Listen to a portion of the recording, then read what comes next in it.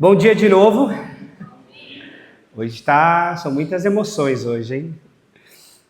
Obrigado, Luna. Obrigado, pessoal. A gente está numa série porque a gente está no período da Quaresma. A gente sabe que isso é mais comum na tradição católica, né? Esse termo.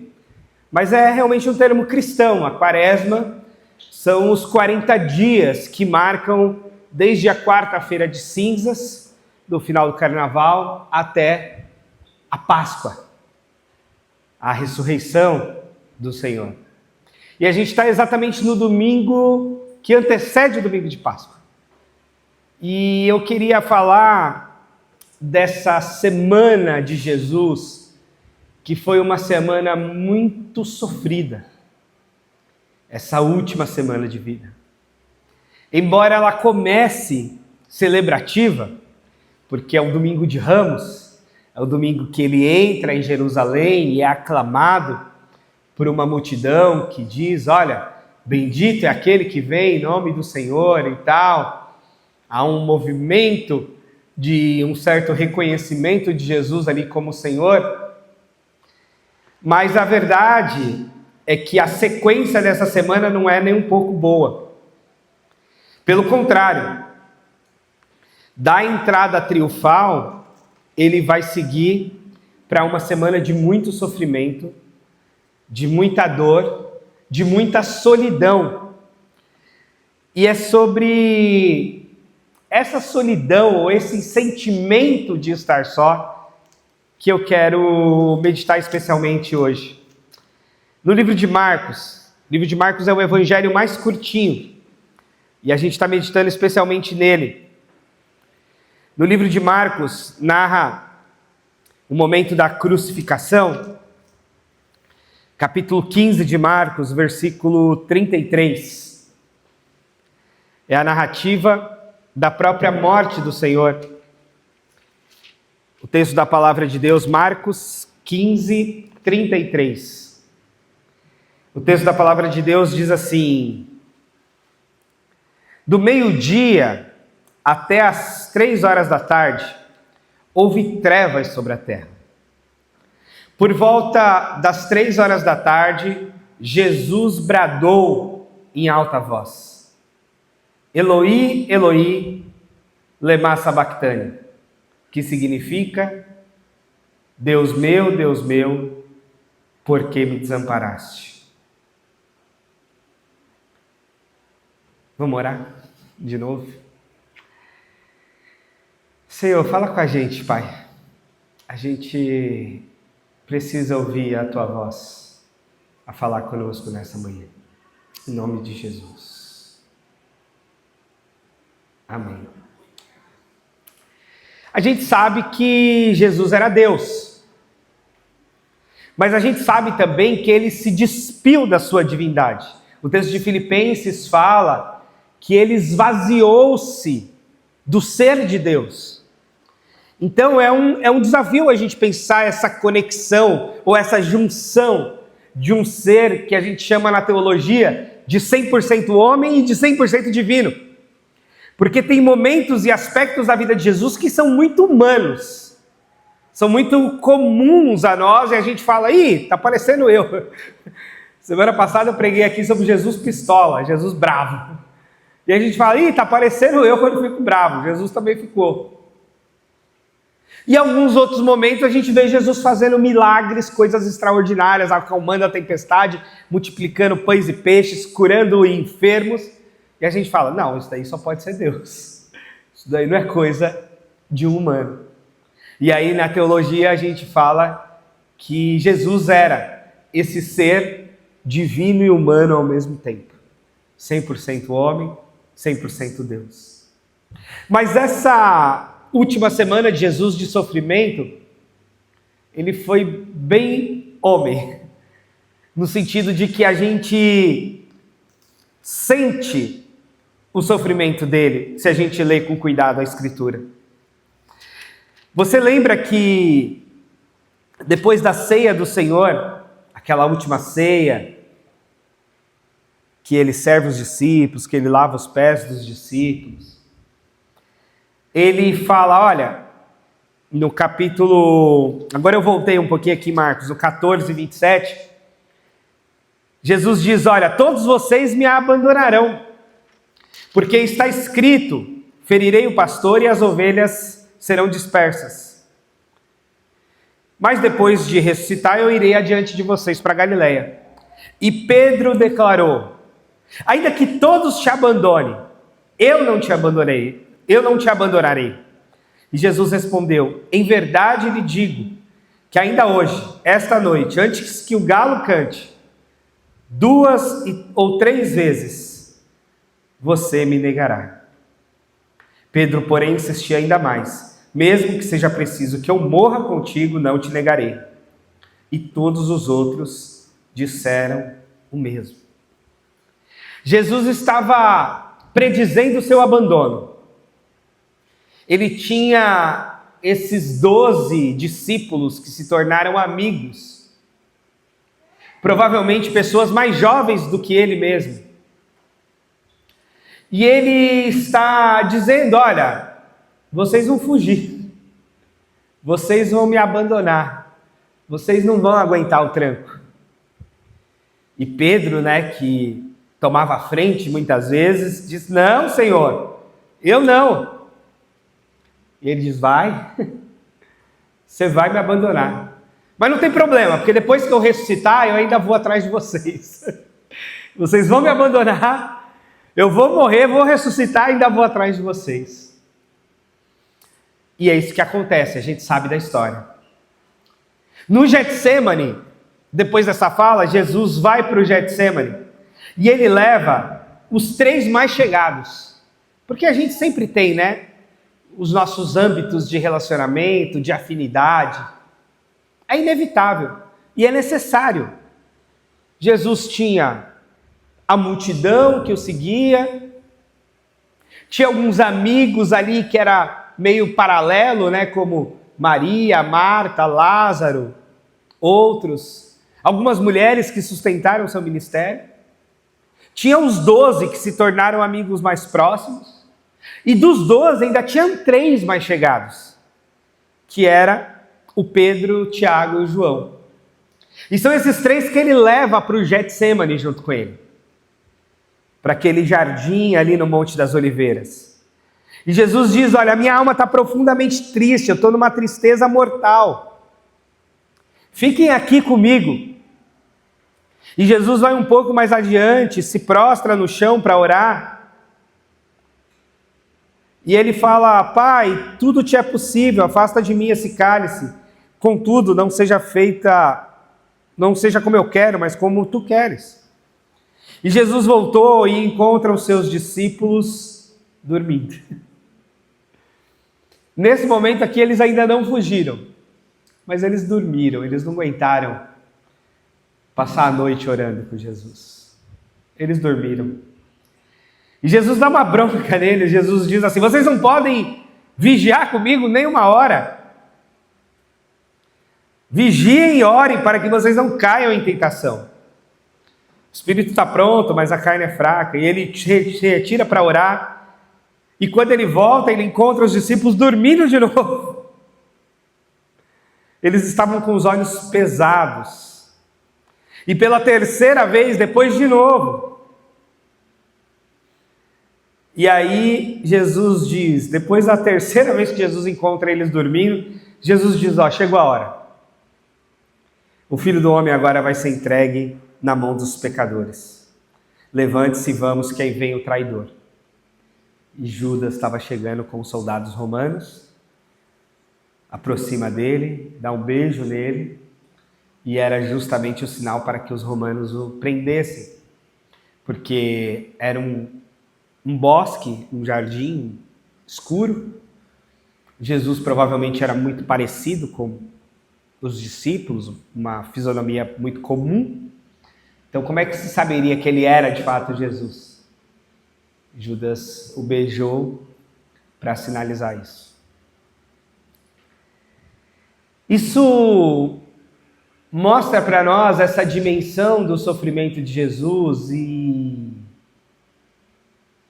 e de tudo aquilo que a gente também, de alguma medida, pode experimentar nessa vida, né? Porque aqui teve abandono, aqui teve traição, aqui teve talvez uma certa negligência dos amigos que dormiram em meio à angústia de Jesus, não conseguiram ficar acordados ali com ele. Isso, em primeiro lugar, mostra para nós que há uma dimensão do sofrimento que realmente é muito solitária. Só a gente sabe o que a gente está passando, né? Só a gente sabe. Só você sabe das suas angústias. Só você sabe das suas preocupações. Só você sabe da sua dor, né? A coisa mais subjetiva que tem é dor. Maior ou menor, porque é muito pessoal, muito único o que se sente. As dores físicas do corpo e as dores da alma, que eu penso que são as mais fortes e mais doloridas até. E então essa dimensão e essa dor, e Jesus com pessoas e soldados em volta na crucificação, com um ladrão tirando um barato da cara dele de um lado, o outro reconhecendo que ele era Deus do outro. Mas mesmo assim ele se sentiu só. Porque no dia da dor, na noite escura da alma, como escreveu um clássico livro de São João da Cruz, a gente se sente só. Por mais que a gente esteja rodeado de pessoas. A gente se sente meio abandonado, a gente se sente meio sozinho, a gente se sente angustiado. Esses dias eu passei por uma crise assim, de profunda angústia. E é um negócio esquisito demais. Fui no hospital, parecia que eu estava tendo uma parada cardíaca. Entrei lá num protocolo de parada cardíaca, já me levaram eletrocardiograma, ecocardiograma. O médico veio, cardiologista. O senhor não tem nada no coração. Tem outra coisa aí, deve ser. Mas era a dor, era a angústia, era... E é muito único, é muito nosso, é muito individual. E Jesus sentiu isso.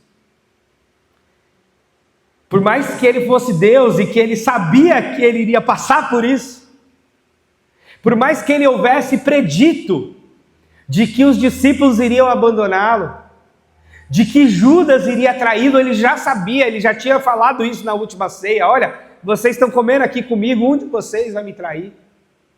Ele já sabia quem era. Ainda assim, ele sentiu todas essas dores. E quando ele teve o último suspiro, as últimas palavras foram: Deus meu, por que me abandonaste? Mesmo ele sendo parte da Trindade Santa, Pai, Filho e Espírito Santo, que é um outro mistério, né? Três que se tornam um só Deus. Ele se sentiu só naquele momento. Humanamente era essa a sensação. Estou abandonado. Estou sozinho. Esse é o meu sentimento, essa é a minha sensação. E é possível e é provável que na sua travessia de sofrimento, você experimente isso. Você experimente uma sensação de abandono, de quem você queria que estivesse ali e de repente não está. Você experimente talvez um sentimento de traição, que você acha que a pessoa ia estar do seu lado e de repente não está, e isso pode gerar. Pode até não ser uma traição declarada, mas pode gerar um sentimento de traição, né? Porque a traição é um rompimento da confiança, né? E às vezes a gente deposita uma expectativa em uma confiança, e quando essa expectativa dessa confiança não é atendida, vem o sentimento de traição. Às vezes nem é uma traição propriamente dita para quem olha de fora, mas para nós é. Porque a gente depositou aquela confiança e a gente se sentiu traído, parece que quebrou a confiança, em alguma medida. E aí vem todos esses sentimentos de abandono, de frustração, de desamparo. Estou sozinho no mundo. Estou por mim. Deus me abandonou. Minha família me abandonou. Meus amigos me abandonaram. Minha igreja me abandonou. Meu pastor me abandonou. Às vezes é essa a sensação, né? A gente se sente só. Nessa minha última crise, foi bem no dia do aniversário do meu filho, eu não consegui ficar. Estava estranho. E aí veio um pouco desse sentimento de abandono, porque está todo mundo curtindo a festa. E eu fui pro quarto, eu não conseguia, depois fui pro hospital e tal. Porque era uma dor só minha, naquele momento. Agora, essa dor e essa aflição, ela passa. Essa é a boa notícia. Quando a gente está no meio da aflição, parece que não vai passar nunca. Parece que você vai morrer naquele dia e naquela hora. Ou você vai morrer com toda essa dor, com toda essa angústia, com toda essa mágoa, com todo esse abandono. Mas a boa notícia é que passa. Que depois a gente faz algumas travessias e a gente fala: ih, passei. Foi. Sobrevivi. Aquela dor toda se foi, não está doendo mais tanto assim como doía.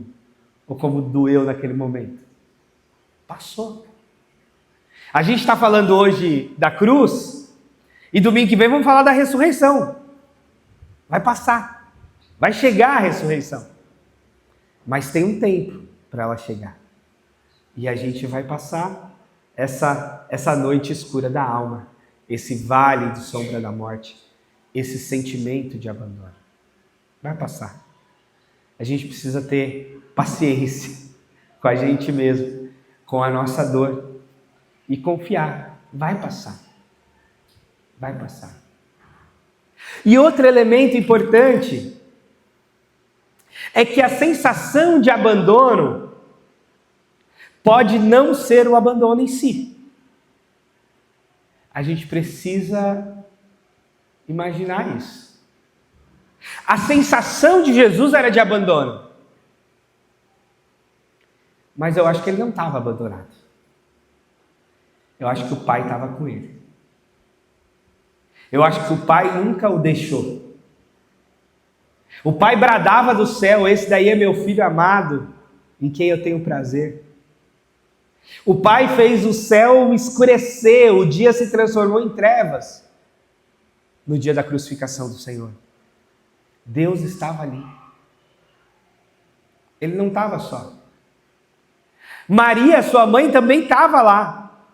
Num outro relato fala que Maria, sua mãe, a mãe de Jesus, com Maria Madalena, estavam aos pés da cruz.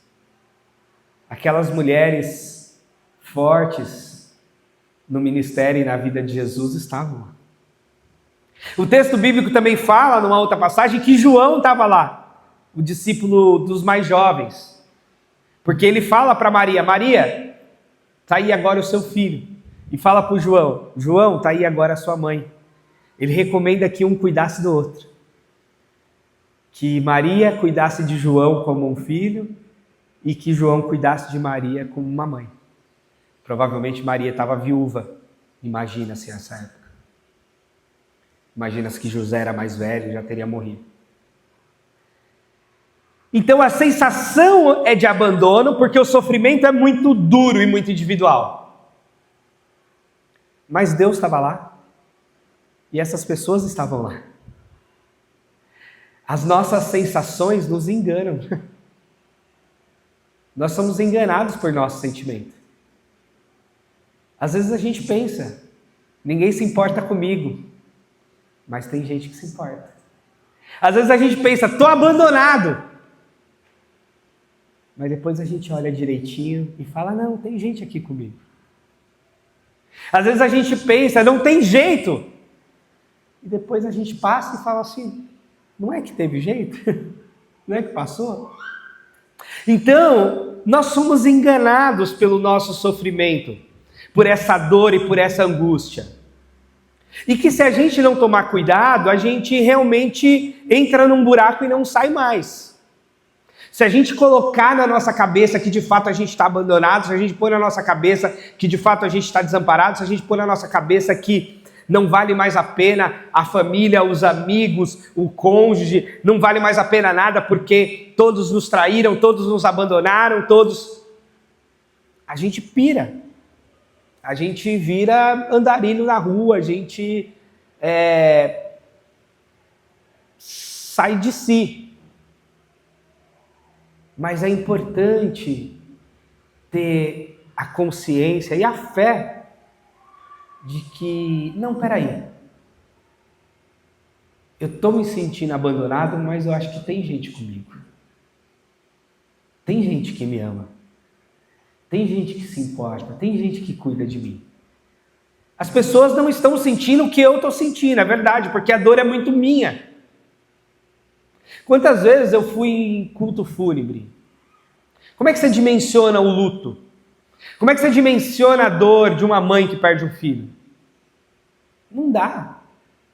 Às vezes a gente até fala, né? Eu me coloco no seu lugar. Mas não dá para me pôr no seu lugar. Eu posso ser empático, eu posso tentar me colocar no seu lugar, mas nunca vou estar no seu lugar. A dor é muito sua. É muito da sua vida, é muito do seu contexto, é muito da sua estrutura psicológica, é muito da sua história. É muito sua. Eu não sei o tamanho dela. Então, nesse aspecto, a gente fica só. Nesse aspecto do sofrimento, é nosso mesmo. E cada um aqui tem o seu. Mas tem um outro lado, que é olhar e ver que tem gente do lado. E ver que tem família, ver que tem amigos, ver que tem igreja, ver que tem comunidade, ver que tem pessoas se importando conosco. A Carol falou aqui, orando por nós, interagindo, conversando, trocando. Tem, sempre tem e sempre terá. E é importante que você as mantenha perto. Não seja alguém que, no meio da dor, expulsa as pessoas da sua vida. Porque isso vai trazer mais dor. Seja alguém que, no meio da dor, traz as pessoas junto. Jesus chamou os discípulos, jantou com eles. Depois chamou os 3 mais chegados, foi lá para a oração com eles. Tudo bem que eles dormiram. Tudo bem que eles não estavam assim, talvez tendo a dimensão e a gravidade daquele momento. Mas eles estavam lá. E Jesus, mesmo sendo Deus, foi muito humano ao dizer: venham comigo, meus amigos. Eu preciso de vocês comigo nesse momento. Eu estou muito aflito. Eu preciso de vocês perto de mim. Eu preciso. Fica aqui comigo. Num outro momento que eu tive crise de ansiedade, há 10 anos atrás, acho. Não, 5, 2020. A Cris estava longe, a Cris tinha ido, estava grávida, a gente estava reformando o banheiro do apartamento e ela estava a 600 quilômetros na casa dos pais da mãe dela. E aí eu liguei e falei: vem embora, preciso que você esteja aqui. Preciso de você nesse momento. Eu fico super bem sozinho, até gosto em alguns momentos. Mas se eu estiver bem, naquele momento que eu não estava bem, que eu estava profundamente angustiado, que me deu uma crise, eu quero ter quem eu amo perto. E aí eu falei: não, vem pra cá, pega um ônibus, pega um carro, dá um jeito. E aí o padrasto dela trouxe ela no dia seguinte. Foi muito importante. No meio da dor, a gente ter essa humildade de dizer assim: segura na minha mão. Fica aqui comigo. Fica aqui, eu preciso de você. Preciso desse apoio. Não adianta a gente expulsar as pessoas de perto de nós. A gente precisa delas. É justamente na dor que a gente mais precisa. Então a gente tem que chamar. E você e eu temos que estar atentos a esse chamado. Porque uma coisa é ser chamado para a festa. O que é legal. E a gente tem que ir. Mas mais importante ainda é ser chamado para um momento de dor e de crise. É ser chamado para um momento de angústia. Aí a gente tem que correr mais rápido. Aí a gente tem que estar lá, porque a gente não sabe o que a pessoa está sofrendo exatamente. Pode ser uma gripezinha, mas pode ser uma coisa muito mais grave. E na dimensão do corpo dela, ainda que seja uma gripe, possa estar trazendo um sofrimento grande. A gente não sabe, a gente não tem como entrar no corpo do outro, ou na mente do outro. Mas a gente tem como estar do lado. A gente tem como segurar na mão. A gente tem como abraçar, beijar. Existe essa possibilidade de nós estarmos juntos, de nós participarmos do sofrimento uns dos outros. Como pastor, eu já vesti roupa de pessoa morta no necrotério, já fui reconhecer corpo de gente que não era da minha família. Mas nessa jornada de acompanhar alguém, de acompanhar a dor de alguém, de acompanhar um sofrimento de alguém, de estar ali naquele momento. E é importante isso, é primordial isso. Na minha família a gente tem muito esse negócio. Tem um tio meu que faleceu com câncer, a Kátia via isso. A Kátia arrumou o médico lá no Hospital Oswaldo Cruz. Aí vinha uma caravana da minha família para as consultas. Iam 5 para o consultório. As irmãs, a esposa, a mãe, eu, o sobrinho.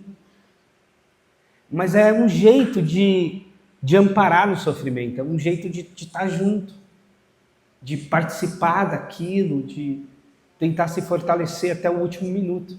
E esse tio, ele morreu segurando de fato a mão do irmão. Quando ele morreu, no último suspiro, ele tinha o irmão dele do lado segurando a mão dele. O irmão mais velho. É precioso isso, é importante. Ah, resolveu o problema? Curou o câncer dele? Não, não curou. Mas aliviou o sofrimento. Porque estava todo mundo ali. Estava todo mundo ajudando, estava todo mundo tentando ajudar, estava todo mundo se esforçando, estava todo mundo orando, estava todo mundo abraçando, estava todo mundo cuidando, até o último momento. A esposa, a mãe, as irmãs, o irmão, estava todo mundo ali. E aquilo foi precioso, porque aquilo alivia o sofrimento, alivia a dor. E a gente precisa disso. A gente precisa, mesmo num quadro de traição e de abandono, a gente precisa das pessoas. E saber que o nosso sentimento de abandono e traição pode ser muito real, mas pode ser só o nosso sentimento. Pode ser só uma produção da nossa cabeça. Porque às vezes está todo mundo ali. Mas na nossa cabeça, na nossa dor, a gente está sozinho. E tudo bem a gente se sentir sozinho. Mas a gente tem que saber que a nossa cabeça nos engana. Que o nosso sentimento, às vezes, não é a realidade. É o nosso sentimento. Muito legítimo, mas é o nosso sentimento. Às vezes não é a realidade.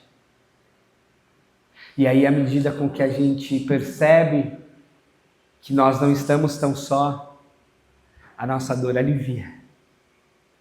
O nosso fardo fica menos pesado. Porque a gente reconhece, não tem gente aqui comigo. Eu tenho família, eu tenho amigos, eu tenho irmãos, eu tenho colegas, eu tenho pessoas aqui comigo. Eu não estou tão só. Eu tenho a Deus comigo. Deus está comigo. Mesmo que eu não veja, mesmo que eu não sinta às vezes, mesmo que eu ache que a minha oração não está passando desse teto aqui, a gente precisa confiar de que Ele está conosco, de que Ele não nos desampara, nem nos abandona. Jesus disse isso para os discípulos: eu estarei com vocês até a consumação dos séculos. Eis que eu estarei com vocês todos os dias até a consumação dos séculos.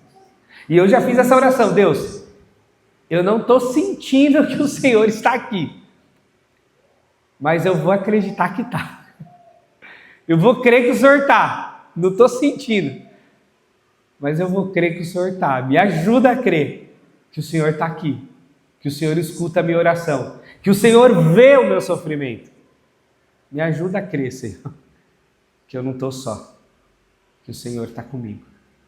E graças a Deus, nessas crises, nessas dores, realmente, eu tive a Deus, eu tive a minha família, eu tive os meus amigos, a minha igreja.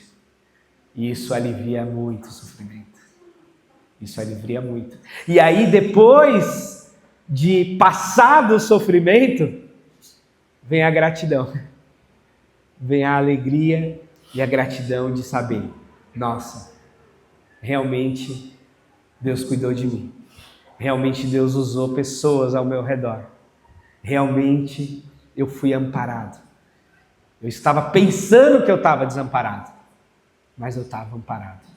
Eu estava pensando que eu estava sozinho, mas eu tinha pessoas ao meu lado. Eu estava pensando que eu estava abandonado, mas não estava não. Tinha gente comigo, tinha Deus comigo. Então, não fique só. E não se imagine só. Pessoas precisam de pessoas. E pessoas precisam de Deus. Precisamos muito de Deus, mas precisamos muito uns dos outros também. E isso faz a gente conseguir atravessar, levar a nossa própria cruz e seguir adiante na expectativa e na trilha da ressurreição, daquele dia em que aquela dor vai passar, aquele sofrimento vai passar. Então, eu tenho certeza que a Carol e o Daniel, na chegada do Murilo, não foi fácil, foi tenso o negócio. A gente ficava sabendo das notícias, ficava ligando, ficava assim: eu não sei se eu ligo, se eu não ligo, se eu estou incomodando, se eu estou atrapalhando, se eu estou ajudando, né? A gente fica assim, tentando entender a situação. E hoje a gente celebrou aqui, hoje a gente só agradeceu a vida, a saúde e tudo mais. É assim. Mas naquele momento parece que vai desabar tudo, né? Vai dar tudo errado. Depois passa e a gente fala: ó, passamos, fizemos a travessia, Deus esteve conosco. Que bom, saiba disso, Deus está contigo, tenha os seus amigos com você, tenha a sua igreja com você, tenha os seus vários grupos, o grupo maior, mas também o grupo mais íntimo, mais chegado, tenha-os para si. E seja isso para outros também. Seja o amigo que ampara.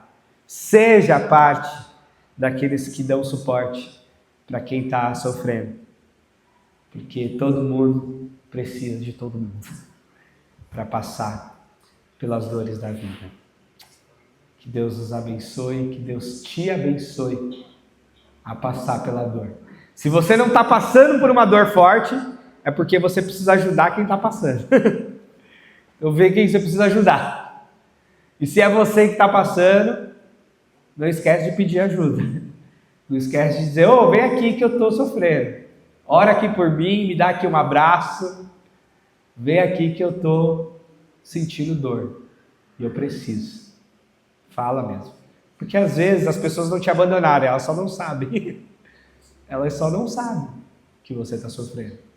Não tem ideia. Às vezes a gente conta depois para as pessoas, a pessoa fala: Nossa, não fazia ideia. É, verdade, às vezes não fazia mesmo, a pessoa acha que a gente está super bem. Então fala, não estou bem, preciso de ajuda, preciso de abraço, preciso de afeto, preciso de suporte. E as pessoas que te amam vão chegar junto, sim. Vão chegar com amor e com esse suporte. Amém? Vamos orar? Ah, Deus, obrigado, Senhor. Obrigado por termos um Jesus que sofreu, que padeceu, que angustiou-se, que foi traído, cuspido, humilhado, abandonado.